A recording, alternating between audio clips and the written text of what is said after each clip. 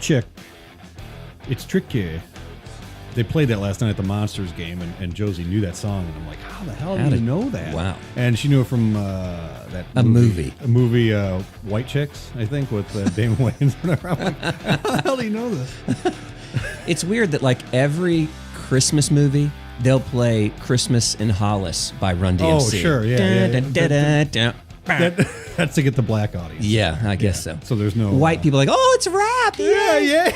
I swear to you, dude, on Easter, so we're going to a new church. It's a church I've been to before, but we're heading back there. So we go there on Easter, and a nice big group of singers up there singing. They're doing this one big number. Not as good as you, though. Well, at this one point in time, like the lead singer breaks into rap.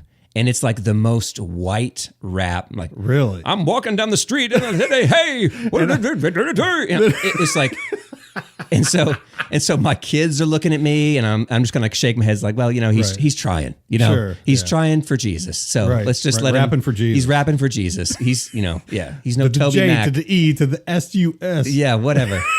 Yeah. So what did you just walk into? Welcome back, everybody. This is another episode of What's Offensive Weekly. I'm Scott Roark, and this is my buddy Jeff Henson. So thank you for listening last week. So what we're going to talk about this time is, because we weren't able to get to it last week because we were talking so much about human embryos. Yes. Embryos. This time we're going to go ahead and discuss a couple things at least. We're going to talk about why does it seem, and I don't know, Jeff, maybe you don't feel like it seems that way, but some people feel like, as of late, there seems to be more focus on and more outrage, I guess I should say, over animal abuse. Absolutely. Than you. I totally agree. Okay, so that's a strong response. Yes. So can you give me examples or? Oh my God! Yeah. Well, first off, let me clarify. Okay. By saying I love animals. Holy shit! I mean, I love animals. Okay. We have 5 cats. I love dogs. I love other people's dogs. Dogs are just more of a pain in the ass to take care of, than cats. Yeah, they're more affectionate. Sure. Yeah. Well, I'll give you that. My experience has been that. Yeah, probably.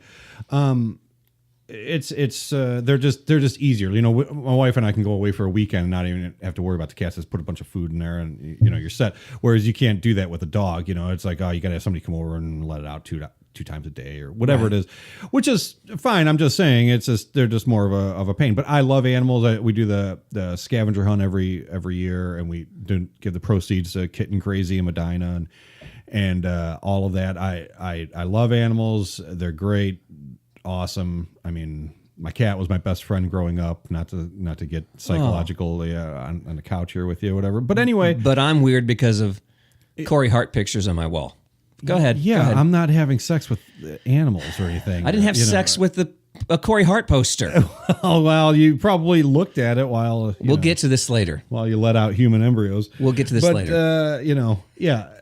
So it's one of these things. It's a fine line, and I get it. All these people constantly say, well, my animals are part of my family. I get that, and they are. I feel like my cats are part of my family. They're not my kids, to a degree, yeah, I mean, you jokingly say that and everything. And, and we do that. But I honestly feel like some people love their animals more than their kids. Okay. And like, if you were to certain people, if I were to say your dog is an asshole. Yeah. And then I said, your kid is an asshole, they'd go, you don't call my dog an asshole. My dog is little Rover is just beautiful. I love her and whatever. You're right. My kid is an asshole. He doesn't pick up his fucking Legos and he can't get to sleep on time or whatever and leaves water bottles laying around the house. Right. And then they start rattling off everything that's wrong. Yeah. And, this was one of my Friday thoughts the other day was, hey, if you're going to say that your animals are your kids, then when you take them in the car, then you better fucking buckle them up. Because I see these dogs, people driving with them on their lap and all this shit. That's just as bad as a cell phone or eating cheeseburgers or whatever when you're driving. It's not safe. Not at all. And I want to know why in the hell all of these people have to take their dogs with them everywhere. Oh, I got to go to the dentist. Come on, Rover. Let's go to the dentist. Hey, come on. Let's go here. Let's go there. Do you see cat people doing that? No, they leave their fucking cats at home and they're fine. You know, nobody has to take their cat everywhere. Everybody has a seeing eye dog or a seizure dog or an asthma dog or, you know, my ingrown toenail alert dog or whatever. Everybody has to take their dog everywhere now. And this whole bullshit of the service dogs or whatever. There's a difference between the service dog who can like spot a seizure or something like that, or like a comfort dog where, you know, reduces my anxiety when I'm flying. Yeah. Like I need to, like the one lady was trying to take a fucking peacock on right. airline. You know, get out of here. I think that was for a point. I don't think that was legit. I think that person was trying to make a point.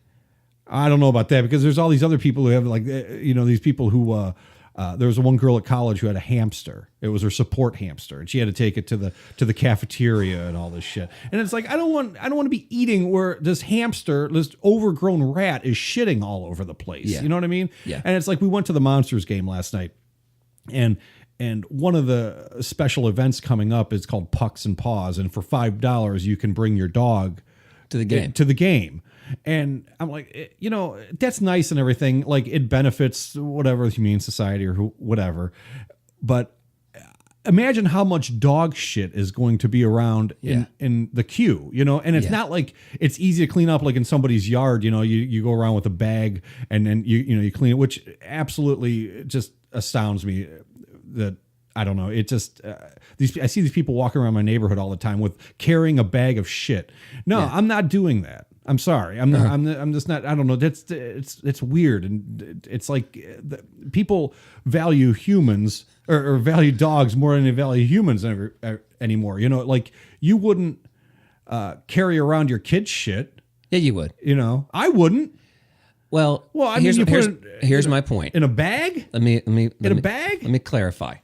Okay, go ahead. And you're talking to a guy who, I mean, I could tell you stories about animals that would, as an animal lover, you're like, this guy's the straight demon. That's what you'd think when I tell you certain stories. Yikes. Not that I was an abuser or anything, but Jeffrey Dahmer. No, but dog owners are walking around with that until they get to a trash can, and then they throw it away. They're not taking it home and putting it on the mantle. They're not keeping this later. No, I understand. And the answer is we do walk around with our kids' dirty diapers until we can get to a trash can. I don't just throw it away somewhere. You don't hold it in your hand either. I don't hold it. I'd put it. It's in a diaper. It's in something. So listen.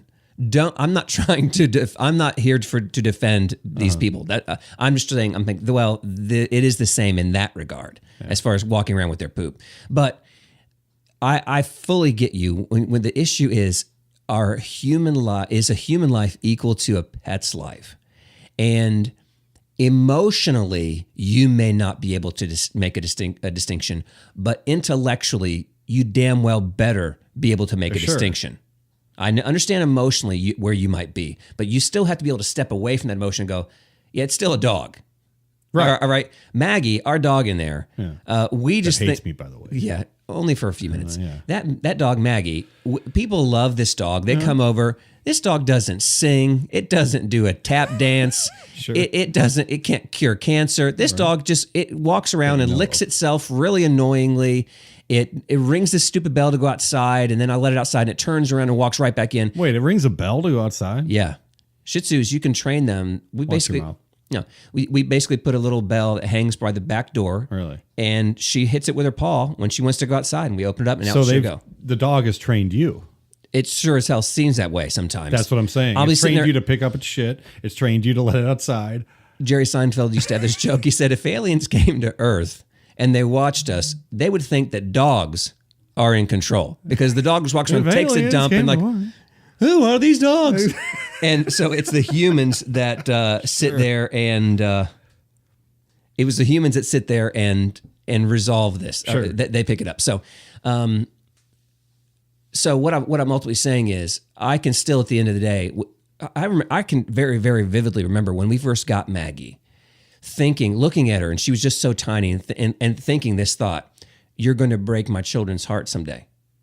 Sure. You are going to cause this family a lot of pain, because regardless of what you bring to the table, Maggie, you bring people happiness in some way. And unity as a family. Yeah. Sure, I understand that. And it's the one family member that can't talk. Yeah. Which is great.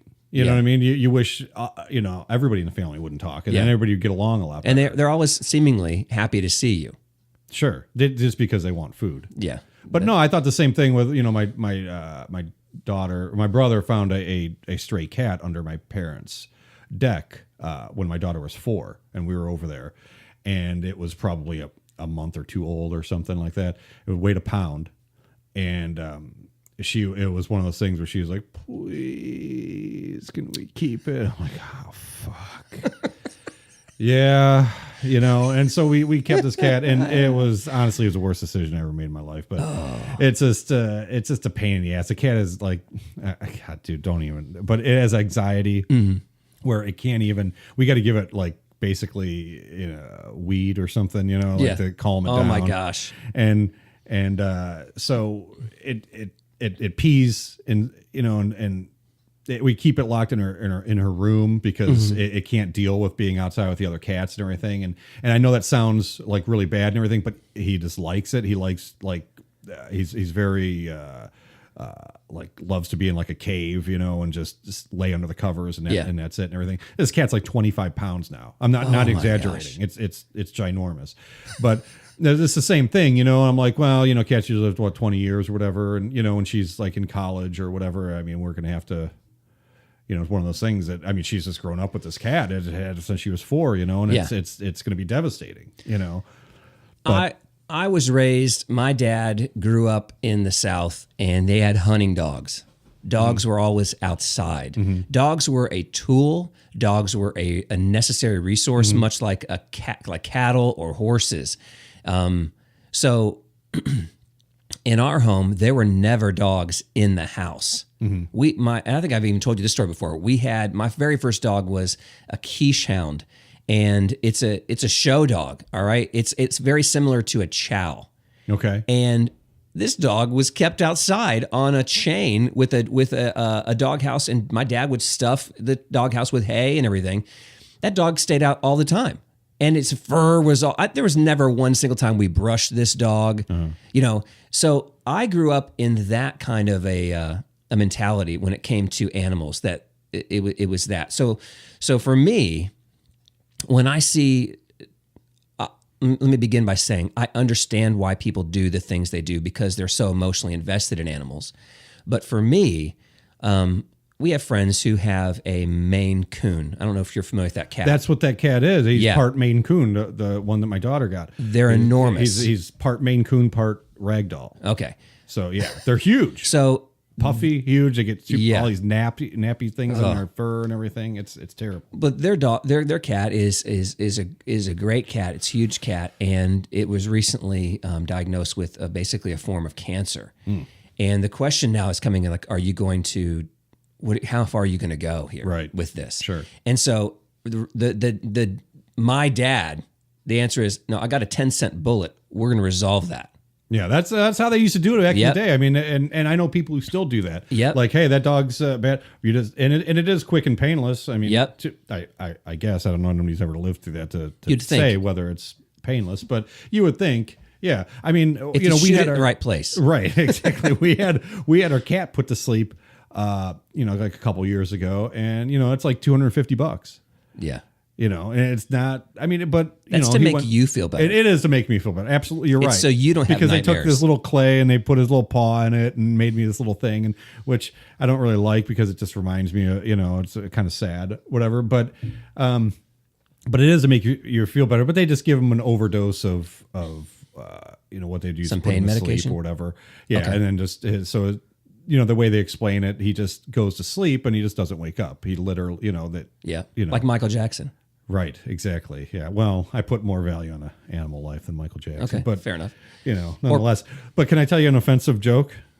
Sure. Because this is What's Offensive Weekly. Yeah, right? yeah, of course. It's an offensive story here. We went on vacation.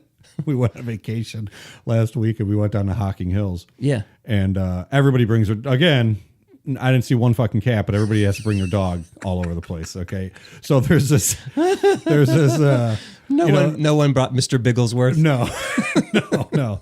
That's going to be my next cat name. Yeah. Mr. Bigglesworth. But so the role that I kind of play is sometimes with my daughter, she's an only child. So I play the annoying older brother type of thing. So it's kind of a reverse psychology thing because it kind of like makes her more responsible type of thing and telling,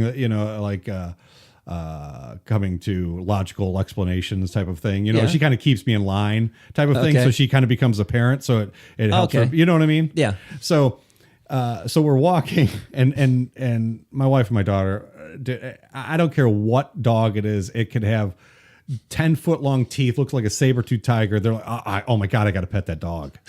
I've got to pet that dog. It is so cute, whatever it is. But it's foaming at the mouth. It's foaming at the mouth. It's Cujo. It's waiting for, you to get out of, your car.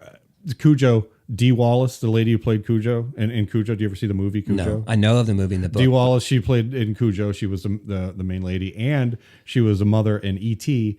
Oh, really? Yeah. Oh, I know exactly. She's in Strongsville at the Cinema Wasteland convention. It's the B movie. Is or yes, she was? She is right now. Friday, Saturday, Sunday today. Oh, okay. Yes. Totally off subject, but anyway. So we're hiking, and we see this Asian family. Okay, and they have this beautiful chow like dog, real puffy thing, and everything.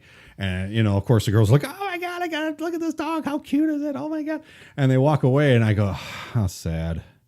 My daughter goes, why, what? I go, they're just gonna eat it.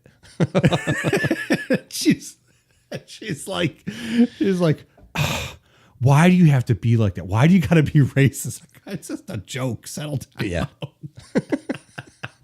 It teaches her to be, the opposite of what I am. So that's good. Yeah. Right? Yeah. Through my nastiness, I'm raising a nice citizen. But as we said during our racist podcast, we feel like, I should rephrase that.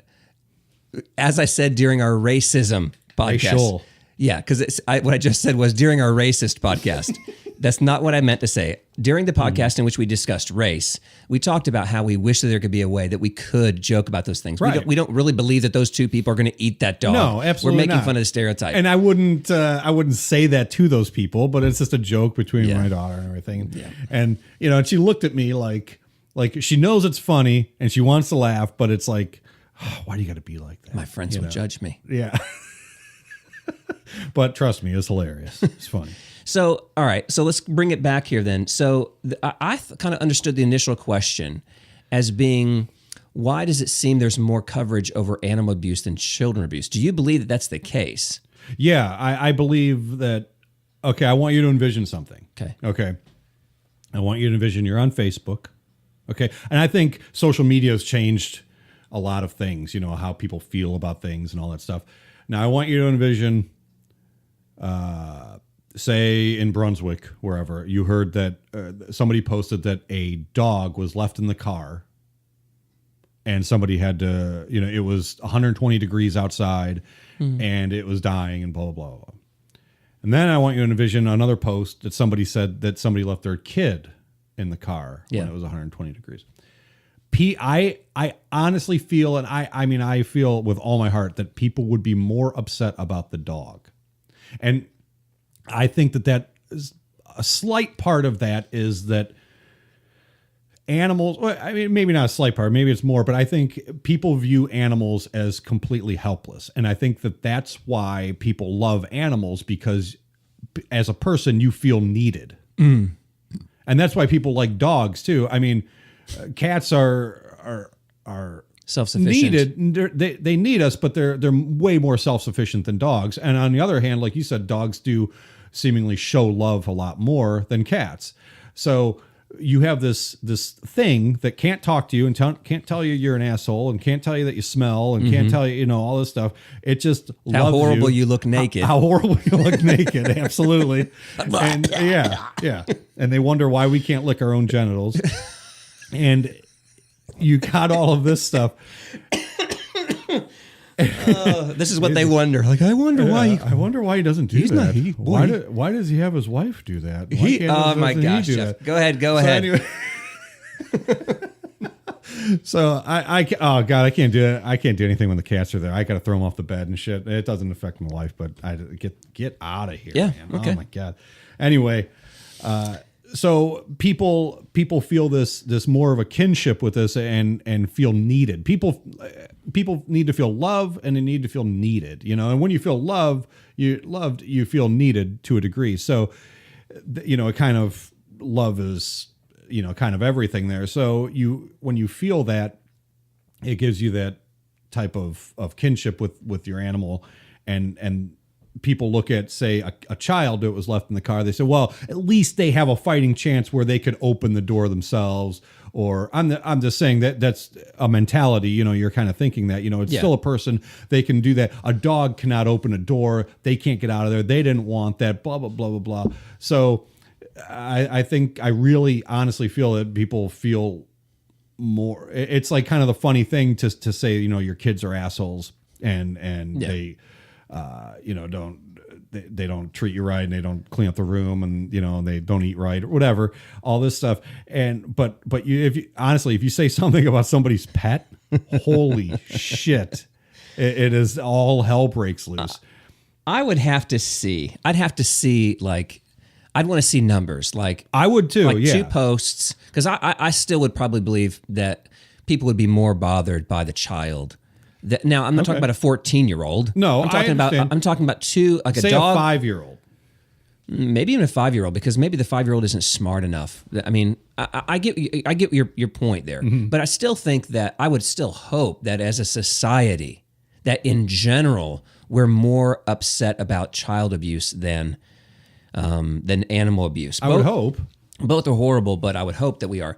That doesn't mean that people aren't really, really outraged. Whether it was, what was the Atlanta Falcons quarterback that was having the dogs fight in the backyard? Michael Vick. Whether it's that or it's that's what I'm saying. Like people are more upset about say that, I think, than Ray Rice beating his girlfriend. That'd be an interesting one too. That would be. But I if you think back to the outrage, just kind of like, equate them. I think that more people were outraged. People were outraged more about Michael Vick. I'd be interested. Yeah, I'd like to be able to somehow gauge that, and I don't know. I mean, that would be great to gauge it somehow. I mean, it's hard, but well, I mean, when I first heard this question, the first thing I thought of was, I think there were people that were outraged, for instance, at the story, I think it was in California, where the man and the woman had basically kept their 12 kids locked in the house. Oh, yeah. And some of the kids were almost like 18 years old or something. Sure.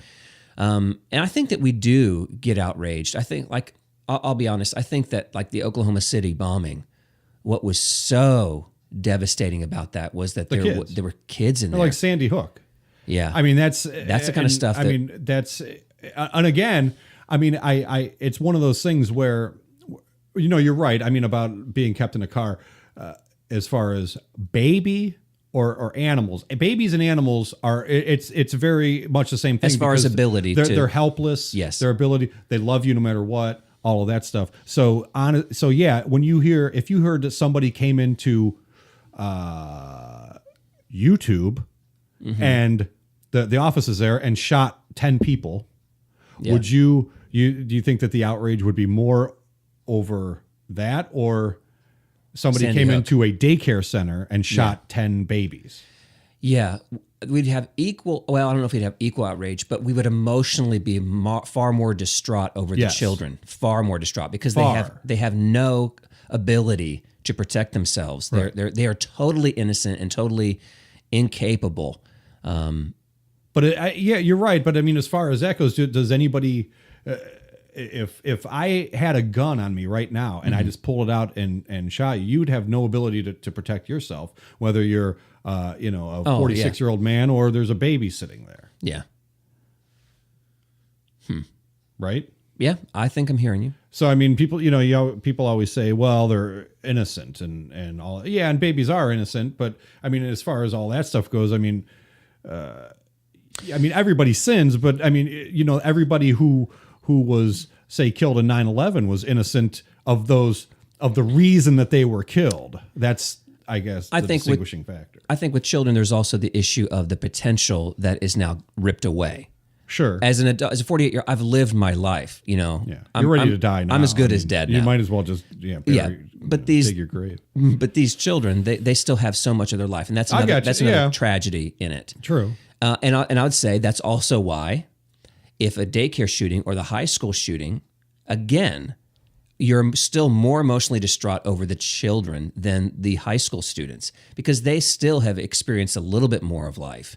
I don't think emotionally it'd be equal. So I think it comes down to that, unless they're unborn. Well, but then it comes back to our previous discussion about abortion, and you're looking at, say, if a woman has an abortion, okay, and there's a story about a woman, say whatever, a woman having an abortion, and the pro-choice people are like, yes, it's okay, that's her right, blah blah blah. And then if I said, well, I aborted these 10 puppies from my dog because I didn't want puppies, people are, oh my God, you did what? Oh, you killed puppies? What's next, people? Mm-hmm. Wait a minute. Yeah, exactly. So, right, that's exactly it. Yeah. And then I definitely think there's that correlation too of, harming animals to, it goes on. Yeah. With people or whatever. But. Well, so let me just go ahead and clear something up, because I'm afraid that people are going to think, wow, what's Scott talking about when he said that his thing with animals. I grew up loving animals. I remember finding a tiny field mouse in the house, and I told my dad, I want to keep this. And he's like, and his answer was like, are you kidding me? Like that's not staying in the house, you freaking idiot. And where did you grow up? I grew up in Southern Ohio.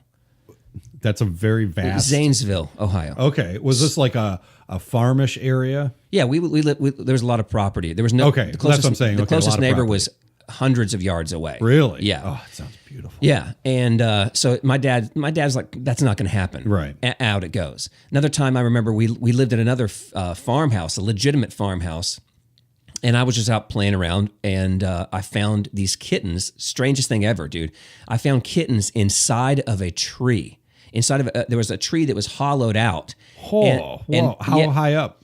Do you remember? Well, I was able to stand on the ground and see in there and see them. Okay, so a few feet up the ground. Yeah, so I remember running back to the house, grabbing a belt, because I figured I've got to save these kittens. And I went, and I saved. So I, as a kid, and I did, I saved them, and then I was devastated when my parents said no, they can't stay in the house. They had to go into the actual barn, and it was I already knew they're going to die, because like the tomcats that are in there are going to just kill those, and I'm sure that's exactly what happened. So I'd always had this heart for those animals, but I think my dad's influence over me as time went on, I was able to separate that emotional from the intellectual. Okay. And when I was probably 6 years old, we lived in Washington, D.C. Doesn't matter, but I thought I'd tell you. So it's one winter, and if I've told you the story, tell me. I didn't know. It's a winter evening, and my mom says, my sister and I, you guys want to go to the store and we'll get like a slushie. And I'm like, yeah,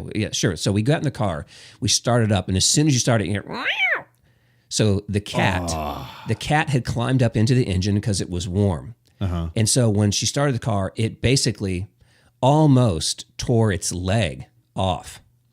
So it's all because you wanted a slushie. I didn't want it. She offered it. She offered it, and I said yes. Well, she shouldn't have offered it then. You shouldn't have said yes. So we get the cat together, and it's a Sunday night in Tacoma Park, Maryland.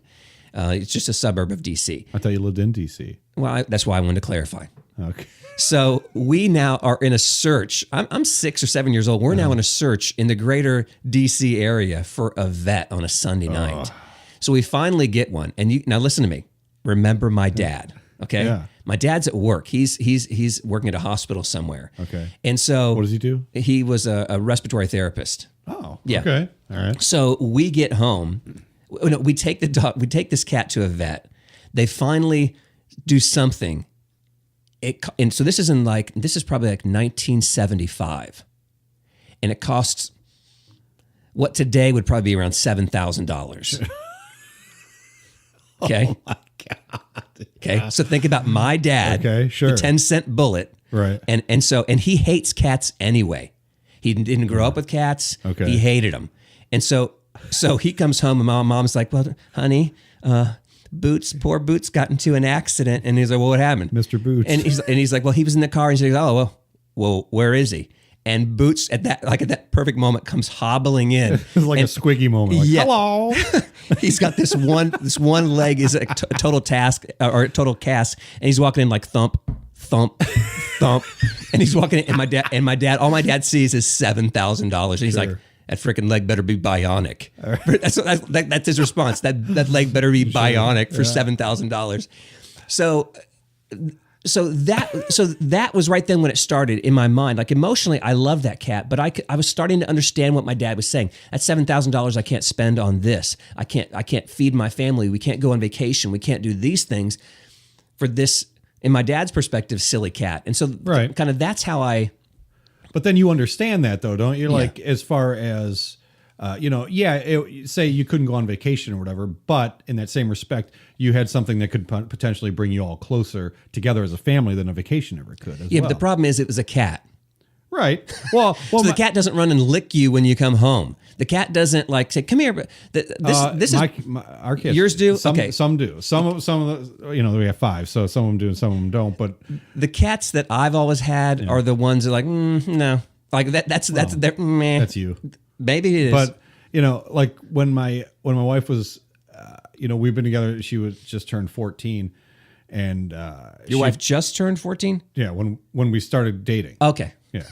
No, not now. Because it almost sounded like that'd be really my weird. wife just turned 14. Then, way back in the day, in 1980 something, 89. Okay. All right. And so I always had a cat, and she loved cats, and their parents always had dogs growing up, and her mom worked at American Greetings.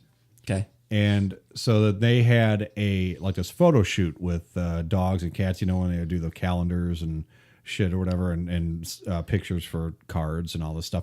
Well, long story short is her mom brought this cat home for her. Yeah. So she was just, oh my God, she was just in her glory, just ecstatic and everything. And then like a couple years later, it got kidney stones. So it was, right. It was 1991 or whatever it was, and she 92, whatever. And she was working at Country Counter there right next to Kmart. And so she took the cat to Dr. Becca, which was like the only vet in town, and a very booming voice kind of guy. And, and I just like to do that impression. That's a good one. And so then long story short is it was $1,000. Okay. So she to try to treat these kidney stones. No, to have the operation to take the kidney stones out. Yeah. Okay. Yeah. So, and she found out that they were, she was having kidney stones because she was peeing in the sink and peeing blood. Okay. And they said that the cats will do that to let you know something's wrong, which I thought was really neat. It's interesting to me, cat psychology, I guess. Like they know, hey, this will get their attention. Yeah, right. Exactly. I'm going to shit on their face. That'll get their attention. And so she, was making like $60 a week or whatever it was, something like that, $60 or $80 a week at Country Counter. And she set up a payment plan with him for like $50 a week for like 6 months or whatever it was to pay for this cat because of that. And, she still loved the cat, but I mean, eventually died, but it lived a long life, and everything. But it's one of those things you have to make that determination whether it's, young or old or how much you want to, it's like a car. Unfortunately, it really is like a car, it's like how much money do you want to put in is how many miles you can get out of it, And what it ultimately comes down to is, listen, it's your money. If it means that much to you, who am I to judge you if you want to go ahead and do that? You go right ahead. That's your right. I'm all about liberty. You go right ahead and do it. It's not a decision I would make. But like that, it's like say, your dog is say your dog is, say your dog supposedly lives until 15. Okay. Yeah. And say your dog's 14 and a half and it has to have a $10,000 surgery. What do you do? Yeah. What do you do? You Put it down. Okay. You put it down, right? Yeah. Absolutely. Now, let me ask you this. And by the way, the moment he says it's going to be $400, all right, we're taking Maggie home. Okay. So say, this is my thing. So say you put it down. Why? Not even, let's just say it wasn't, let's just say the dog is 17. Okay. Yeah. And it's just, they're like, it's just old, he's suffering. Yeah. I don't want the dog to suffer. Okay. And you want to, exactly. Right. Yeah. I don't want the dog to suffer. And also there comes a certain point.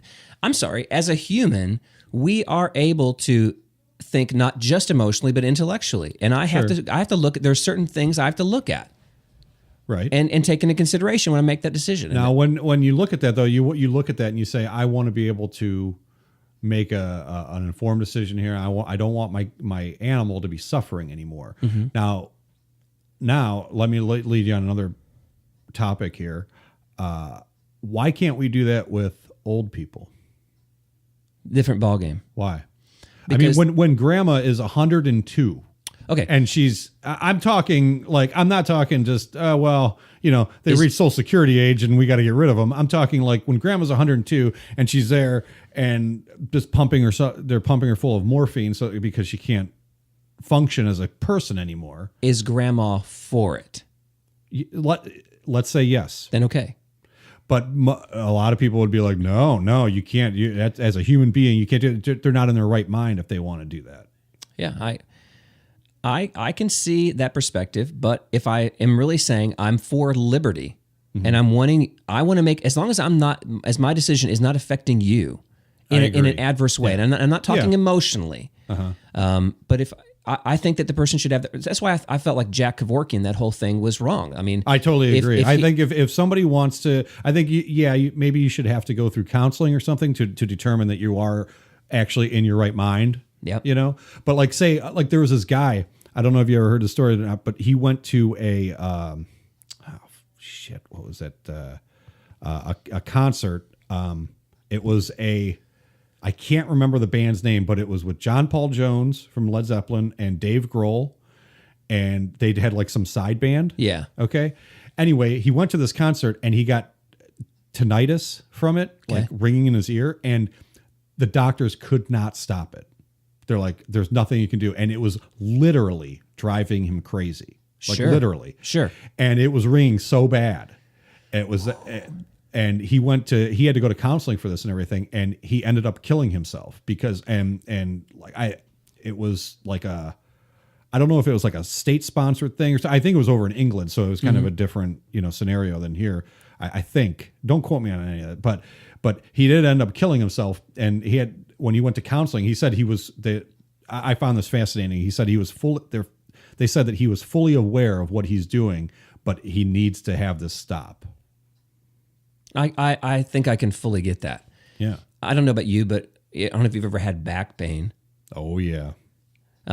You breathe. Oh yeah. And it hurts. I had to go to therapy and everything. Yeah. It's bad. And therefore, I can't begin to imagine what the feeling is like when they're going through cancer. Right. Or cancer treatment. Right. Or when you are dealing with some physical ailment, not a psychological thing, but there's some physical pain that you're experiencing. To know that this is your new reality. That's, I can understand those who are like, I'm against that. Well, what's your reason? I bet some people are against it because, I just love them and I don't want them to go. Well, you don't know what they're going through. Right, exactly. Exactly. Not to be hard, but like you're being a little bit selfish That's here. very selfish. Yes, absolutely. Yeah. It's the same thing with an animal, going back to that. I mean, I had a cat I had to put down 2 years ago, holy shit, I love this cat. I mean, I love this cat. But I look at, and it was hard for me to make that decision. And my wife kind of had to make, she's like, it's time. And I'm like, and then when she said that, I fought it for a while, and I'm like, no, we're going to try this and we're going to try that. He had like allergies really bad where he would get like these sinus infections and it was just tons of gunk and he couldn't breathe. And it was really bad. And so it got to a point where he was just laying around. He couldn't hardly move. He couldn't really jump or anything, any of that stuff. So he was as far as we knew, he was 14. I think he was more like 17. We don't know exactly how old he was when we got him. We just, found him. He just came to our house. But so it's a very hard decision to make. And for me, selfishly, I want to keep him. Like, that's my buddy. I want to keep him here. But, I don't want him to be in pain either. Right. It's hard. I came to this conclusion, and we're about to close up this episode, but I came to this conclusion a while ago that of all the names that you can be called or that you call people, I think the one that should hurt you the most is when you're called selfish. God, this is like a Jerry Springer final thought thing. I really do think that. Is that like, and that doesn't seem to hurt us anymore. If somebody say you're selfish, like, whatever, because we're so selfish, we're like, I don't care what you think. Right. But but in that same respect, some people, some people need to be, because some people are people pleasers, where they do nothing but try to please everyone around them and everything, and they do, it's why do they have to do that though? They need to get to the root of why they feel they need to do be that. Yeah, but they need to be. Some people need that. They need to be selfish and think about themselves every so often instead of just trying to. And you're right. It's a psychological thing, for sure. And there's issues there or whatever. But that's one of my pet peeves. I see that on Facebook all the time. Like, I need me time. I need, blah, blah, blah, I need to look out for me. Or my favorite, I've talked about this one before, is not everyone has the same heart as you. Not everybody's going to be that same heart. And, they don't help people like you do.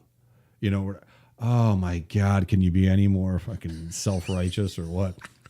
But I mean, that's what we become a society that deals in just memes. So it's always, I need a me day. I need a spa. I need to get my hair done. I need to get my toes done. I need time for myself instead of these damn kids. I just need time for me and my dog. But I wouldn't necessarily equate it to selfishness. And I'm not even talking like full-blown narcissism, but I think that, people you do need to have your own identity, but that doesn't equate to selfishness. I think that you do need to have some probably time for yourself to do what you want, but I don't consider that selfishness. I think that's healthy. It can get to the other way where it's all about you. It's like the girl in Beaches when she's like, oh, enough about me. What do you think about me? I never saw Beaches. I did. I'm heterosexual. Anyway, everybody, listen up. Thank you so much for listening to another episode of What's Offensive Weekly. We hope that you found this entertaining and maybe educational. I doubt it too. But listen, please be kind to animals and be kind to children too. And get your pets spayed and neutered. And your kids too. So we'll see you guys next time. Toughen your skin up. It's What's Offensive Weekly.